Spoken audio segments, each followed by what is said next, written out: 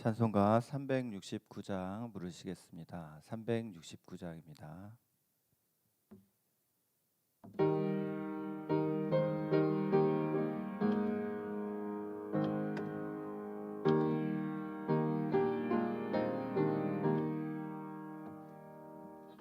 죄짐 맡은 우리 구주 어찌 좋은 친구인지 걱정 근심 무거운지 우리 주께 맡기세. 주께 구함 없는 고로 복을 얻지 못하네. 사람들이 어찌하여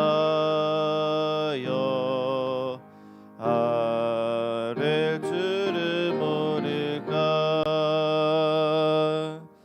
시험 걱정 모든 괴로움 없는 사람 누군가. 부질없이 낙심 말고 기도드려 아뢰세. 이런 진실하신 친구 찾아볼 수 있을까. 우리 약함 아시오니 어찌 아니하리까. 근심 걱정 무거운지 많이 진자 누군가. 피난처는 우리 예수 주께 기도드리세. 세상 친구 멸시하고 너를 조롱하여도 예수 품에 안기어서 참된 위로 받겠네.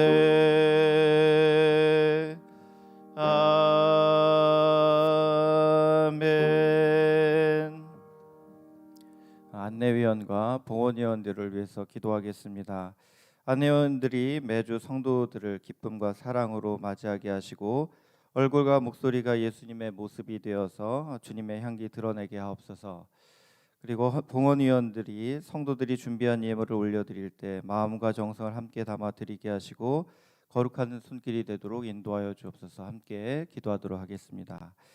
사랑과 은혜가 많으신 아버지 하나님, 우리 안내위원들과 봉헌위원들 매주마다 성도들을 영접하고 또 성도들이 올려드리는 귀한 예물을 하나님께 드리는 사명을 감당하고 있습니다. 하나님, 내년에도 귀한 사명을 감당할 때 그 마음에 기쁨이 충만하게 하시고 그 자리를 늘 귀하게 여겨 끝까지 충성 다하는 삶이 될 수 있도록 인도하여 주옵소서.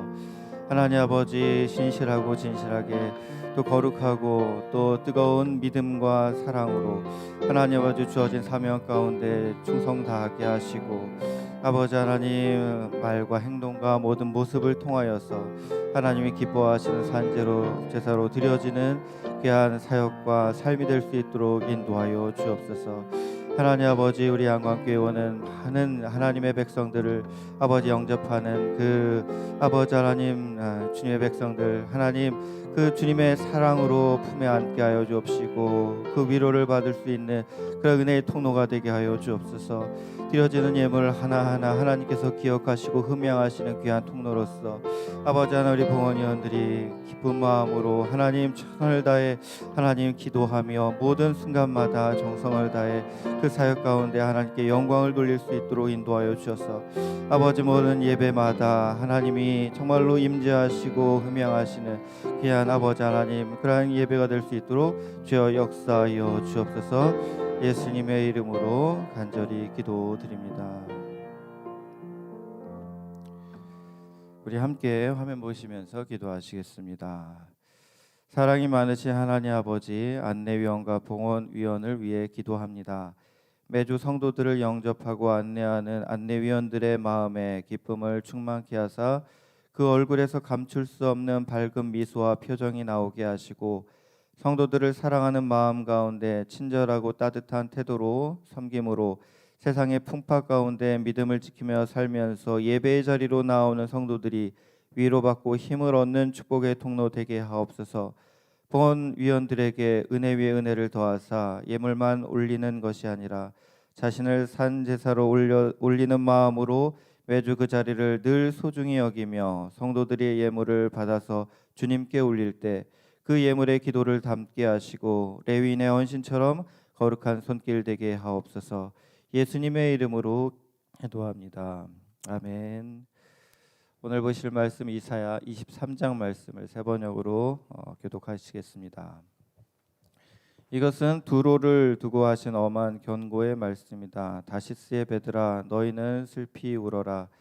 두로가 파멸되었으니 들어갈 집도 없고 닻을 내릴 항구도 없다. 키프로스에서 너희가 이 소식을 들었다. 항해자들이 부유하게 만들어 준 너희 섬 백성들아, 시돈의 상인들아, 잠잠하여라. 시올의 곡식 곧 나일의 수확을 배로 실어 들였으니 두로는 곧 문 나라의 시장이 되었다. 그러나 너 시돈아, 너 바다의 요새야, 내가 수치를 당하였다. 너의 어머니인 바다가 너를 버리고 이렇게 말한다. 나는 산고를 겪지도 않았고 아이를 낳지도 못하였다. 아들들을 기른 일도 없고 딸들을 키운 일도 없다. 두로가 파멸되었다는 소식이 이집트에 전해지면 이집트마저도 충격을 받고 낙심할 것이다. 베니게의 주민아, 스페인으로 건너가거라. 섬나라 백성아, 슬피 울어라. 이것이 너희가 그렇게 좋아하던 도성 두로냐? 그토록 오랜 역사를 가지고 저 먼 곳에까지 가서 식민지를 세우던 도성이냐? 빛나는 왕관을 쓰고 있던 두로, 그 상인들은 귀족들이요 그 무역상들은 세상이 우러러 보던 사람들이었는데 두로를 두고 누가 이런 일을 계획하였겠느냐. 그 일을 계획하신 분은 만군의 주님이시다. 온갖 영화를 누리며 으스대던 교만한 자들을 비천하게 만드시고 이 세상에서 유명하다는 자들을 보잘것없이 만드시려고 이런 계획을 세우셨다. 스페인에 따라 너희 땅으로 돌아가서 땅이나 갈아라. 이제 너희에게는 항구가 없다. 주님께서 바다 위에 팔을 펴셔서 왕국들을 뒤흔드시고 베니게의 요새들을 허물라고 명하셨다. 그래서 주님께서 이렇게 말씀하셨다. 처녀 딸 시도나, 너는 망했다. 내가 다시는 우쭐대지 못할 것이다. 일어나서 키프로스로 건너가 보아라. 그러나 거기에서도 내가 평안하지 못할 것이다. 바벨로니아 사람의 땅을 보아라. 백성이 없어졌다. 아시리아 사람이 그곳을 들짐승이 사는 곳으로 만들었다. 그들이 도성 바깥에 흙 언덕을 쌓고 성을 공격하여 궁전을 헐어 황폐하게 하였다. 다시스의 베드라, 너희는 슬피 울어라. 너희의 요새가 파괴되었다. 그날이 오면 한 왕의 수명과 같은 70년 동안 두로가 잊혀지겠으나 70년이 지난 뒤에는 두로가 창녀의 노래에 나오는 주인공처럼 될 것이다. 망각 속으로 사라졌던 너 가련한 창녀야, 수금을 들고 성읍을 두루 다니며 감미롭게 수금을 타고 노래나 실컷 불러라. 남자들마다 내 노랫소리를 듣고 다시 너를 기억하여 모여들게 하여라. 70년이 지나가면 주님께서 두로를 돌보아 주셔서 옛날처럼 다시 해상 무역을 하게 하실 것이다. 그때 두로는 다시 제 몸을 팔아서 땅 위에 있는 세상의 모든 나라의 돈을 끌어들일 것이다. 그러나 두로가 장사를 해서 벌어들인 소득은 주님의 몫이 될 것이다. 두로가 제 몫으로 간직하거나 쌓아두지 못할 것이다. 주님을 섬기며 사는 사람들이 두로가 벌어놓은 것으로 배불리 먹을 양식과 좋은 옷감을 살 것이다. 아멘. 오늘도 건강하게 또 하나님 주시는 기쁨이 가득하시기를 축복합니다. 오늘은 두로와 시돈에 관한 그 경고의 말씀이 나오고 있습니다. 바벨론이라고 하면 세계의 권력을 뜻합니다. 그래서 지금도 이제 성경에 보면 항상 요한계시록에도 이제 바벨론에 대한 이야기를 이제 하게 되는데요. 그것은 권력 가진 세상의 어떤 임금 이런 상징적인 것까지도 포함하고 있고요. 두로라고 한다면 그것은 재물을 대표하는 뜻을 말합니다. 굉장히 무역을 활발하게 했고 재물로서 굉장히 유명한 나라가 두로입니다. 왜 그랬냐면 두로는 북이스라엘의 그 위쪽에 그 지중해 인접한 도시 국가입니다. 그 바로 옆에 시돈도 이제 같이 있었는데요. 무역을 해서 이익을 굉장히 많이 남기는 그러한 나라였습니다. 그런데 이러한 나라가 그 모든 영화가 물거품이 되고 그리고 두로가 이렇게 망함으로 같이 교류하던 그 나라들이 큰 타격을 입게 된다라는 내용이 오늘 말씀입니다. 두로는 특별히 이스라엘과도 밀접한 그런 관계가 있었죠. 그래서 다윗은 두로 왕을 통해서 이렇게 물자를 제공받아서 성전 짓는데 큰 도움을 받기도 했습니다. 그러니까 두로와 이스라엘은 굉장히 이제 그러한 어떤 도움을 주고받는 그러한 나라였었는데 뭐 도움을 주고받을 수는 있지만 안 좋은 영향도 이스라엘이 받았다라고 할 수가 있습니다. 왜냐하면 두로가 여러 나라들과 이렇게 무역을 하면서 특별히 이제 바다에 그 일을 하면 우상을 많이 섬기잖아요.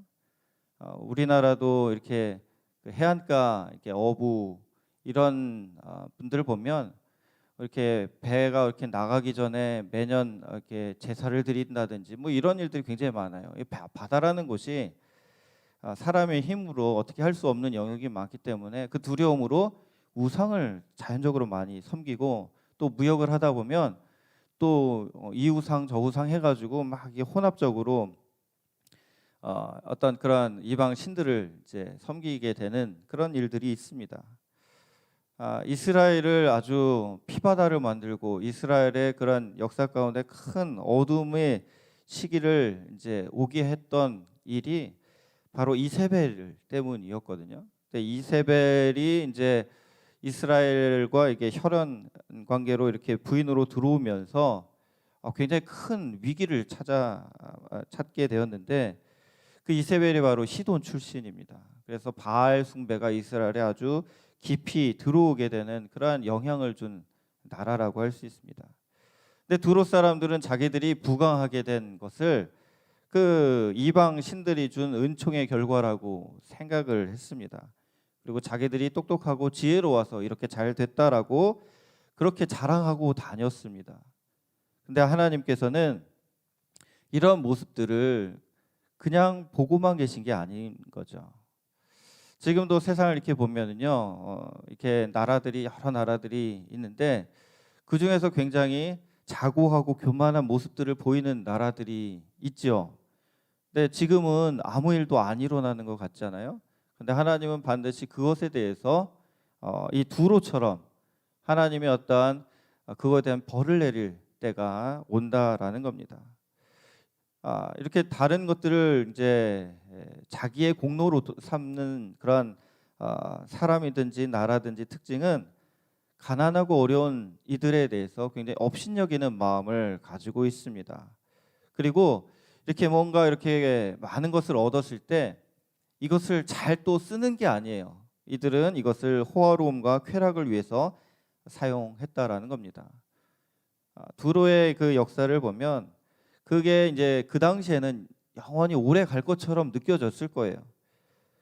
수백 년 동안 배불리 먹을 그러한 재물을 축적했고 그 다음에 돈이 있기 때문에 용병들을 막 고용해가지고 국방도 튼튼했고 기술자들도 많이 있었고 해안에 성벽을 쌓았는데 이중으로 쌓았기 때문에 천의 요새처럼 만들어 놓았습니다. 하지만 하나님은 이러한 두로에 향해서도 멸망을 예고하시는 겁니다. 정말로 이게 일어날 수 있을까라고 당시 사람들은 생각했겠지만 결국 하나님의 이 선언 반드시 이루어졌다라고 우리는 보게 됩니다. 어떤 나라도 영원한 나라가 없었습니다.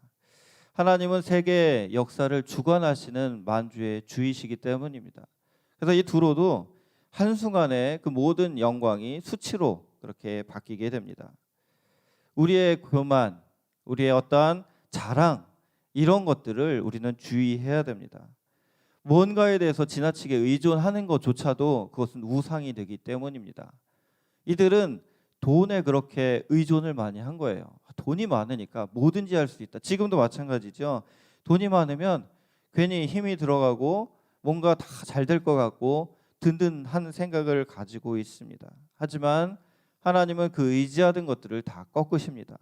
내가 의지하던 것들이 아무리 좋아 보이고 든든해 보여도 아무것도 아니라는 것을 하나님은 알게 하신다는 거예요. 교만은 패망의 선봉입니다.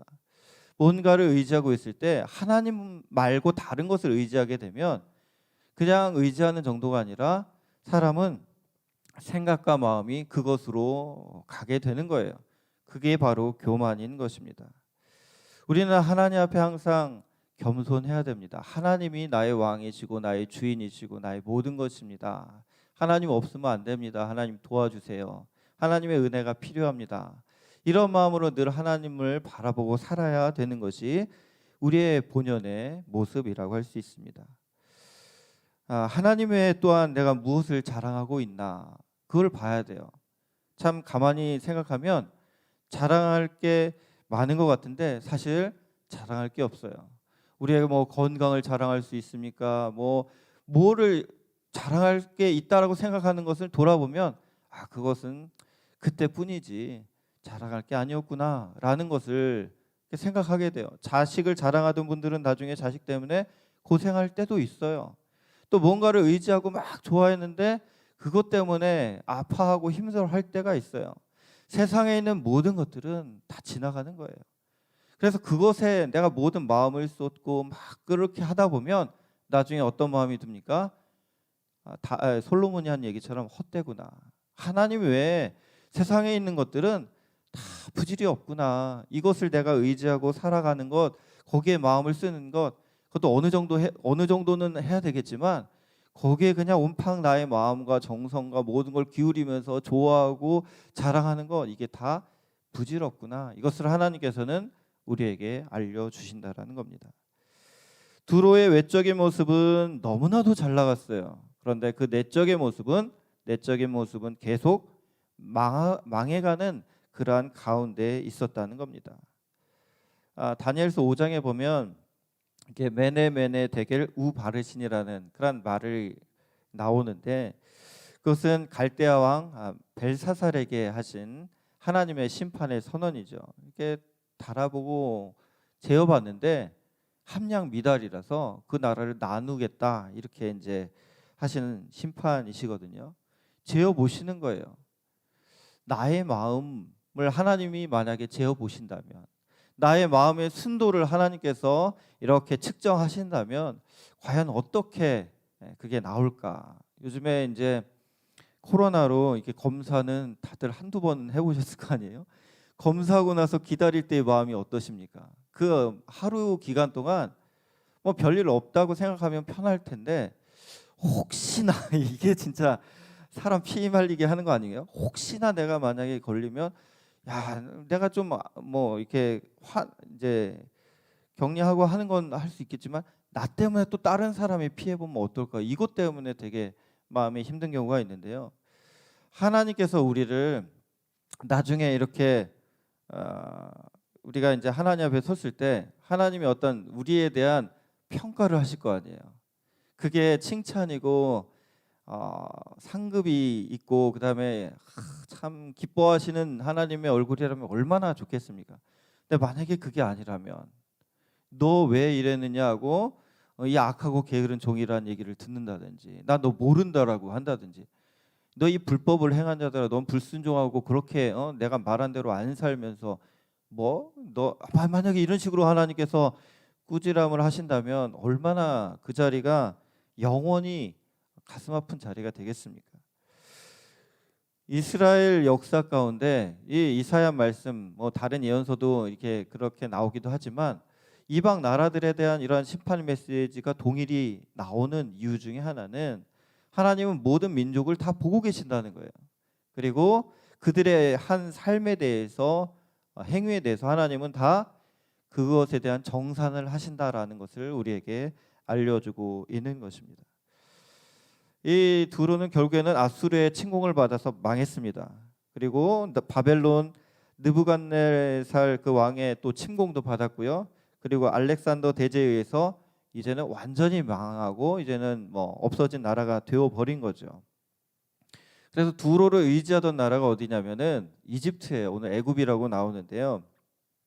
거기에 있는 나라는 굉장히 충격을 받았어요. 왜냐하면 두로를 통해서 많은 무역을 이렇게 하면서 크게 의존을 했거든요.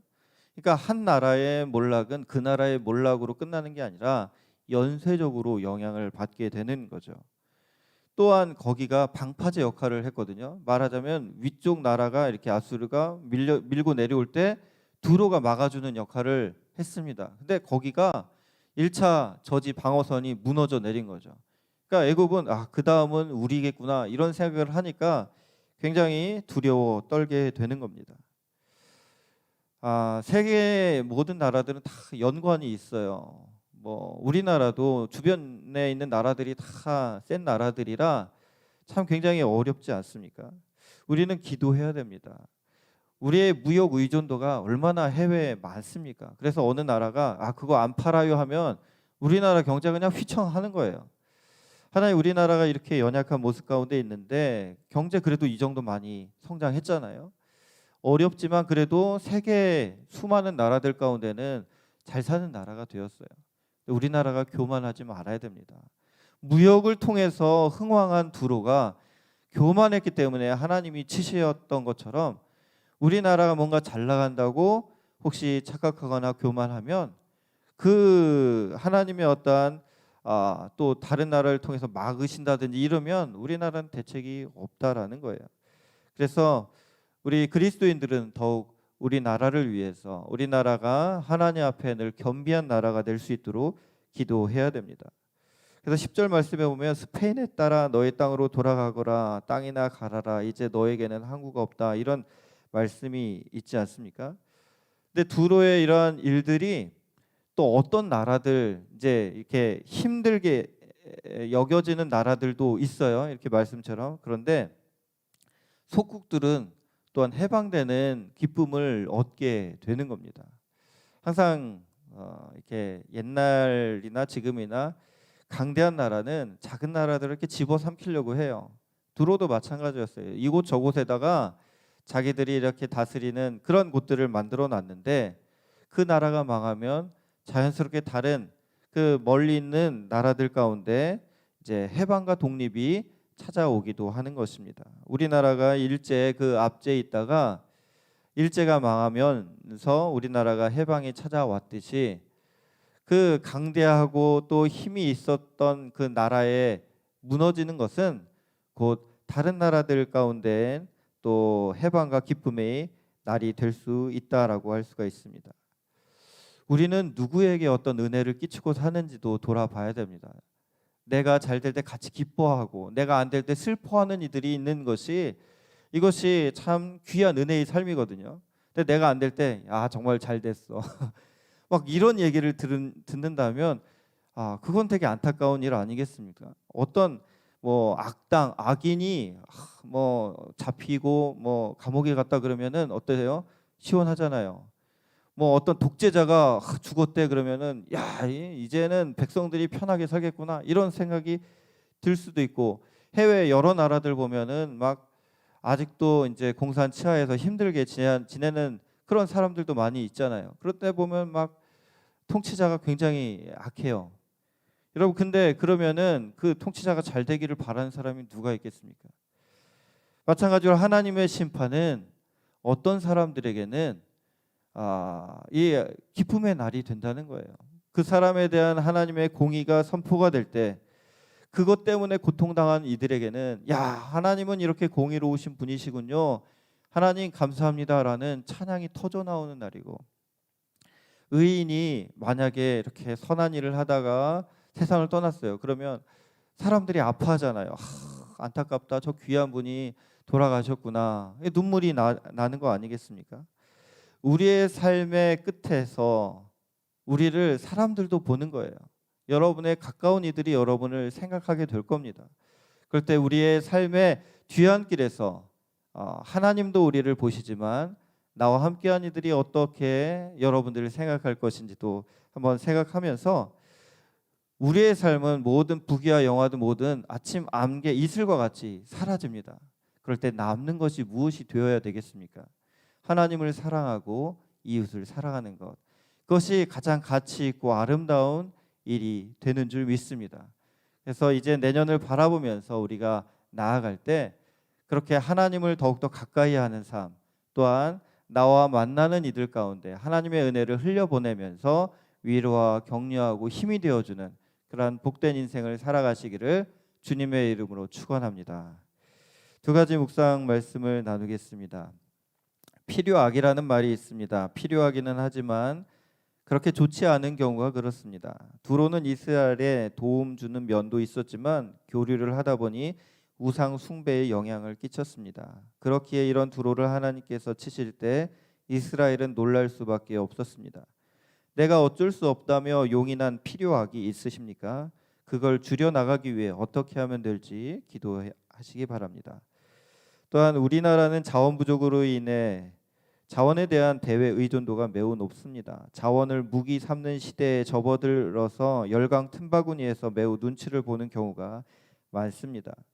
영적인 면에서 나는 무한한 은혜의 근원이시오 반석이신 주님을 의존하고 계십니까? 주님에 대한 의존이 낮을수록 다른 것 눈치를 볼 수밖에 없는데 나의 현재 모습은 어떠합니까? 주님께 더욱 온전히 철저하게 의존하기로 결심하시기 바랍니다. 기도하시겠습니다.